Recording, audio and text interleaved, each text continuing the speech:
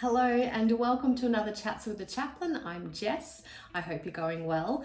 Today I wanted to have a little bit of a chat to you about our emotions. Now, before you run away, what I wanted to do is share some tips and strategies around how to deal with some of those more difficult emotions, how we can respond more appropriately to them and actually start to learn and understand more about our emotions and what they're telling us. So we all have emotions. We don't like all of them, and sometimes we try and shove them down and push them aside and pretend that they're not there. That's really normal. A lot of us do that, but I wanted to share a few tips around how you might be able to not do that, because when we actually look after our emotions, we attend to them, we understand what they are and what they're telling us, we actually have higher levels of well-being as well as emotional resilience, and we have more choice as well in terms of how we respond. So first and foremost is actually the ability to be able to name your emotion. Name how you're feeling, and there's a few things around this.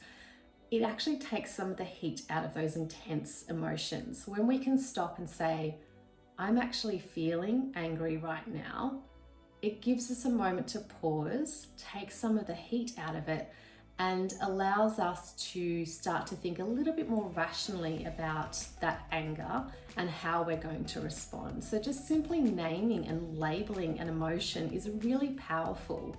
Now, something here, we often don't have a wide enough vocabulary for our emotions. We stick with the usuals, the happy, sad, angry, fine, and we don't have much more to describe sometimes how we're feeling.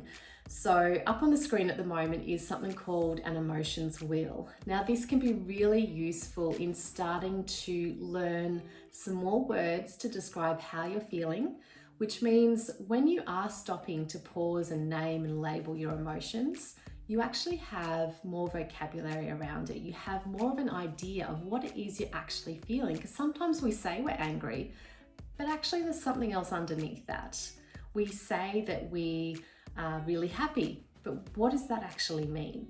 So learning what's underneath some of those initial emotions, or what we think the emotion is, can actually help us understand ourselves better, what our need in that moment actually is, and we can attend to the right emotion and have a more appropriate response. So learning a few more emotional words is really valuable here in naming and labeling your emotions. So I'm popping a link below to a bit of an article and a picture of that emotions wheel as well. So naming, labeling helps us to attend to our emotions a little bit more easily. Now, with the difficult emotions, which we often have, and the intensity of those, we often don't want to sit with that. We don't want to know that we're feeling that way.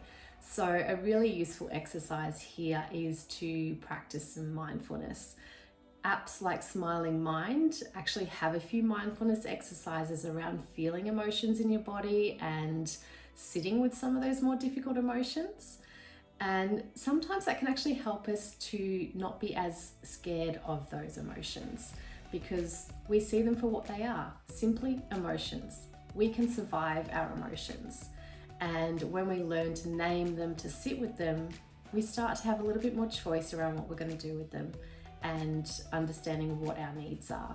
So practicing some mindfulness around emotions can be really beneficial as well in helping you become more accustomed to sitting with some of those more difficult emotions that we don't like and we tend to push aside. So that is my 2 tips for today, really. 2 strategies is 1, learning to name and label your emotions, which means that we might need to learn a few more words for our emotions and actually pause and say, what am I feeling here? I am feeling this. And secondly, mindfulness, learning to sit with some of those emotions, which can help take some of the fear away, some of the discomfort away.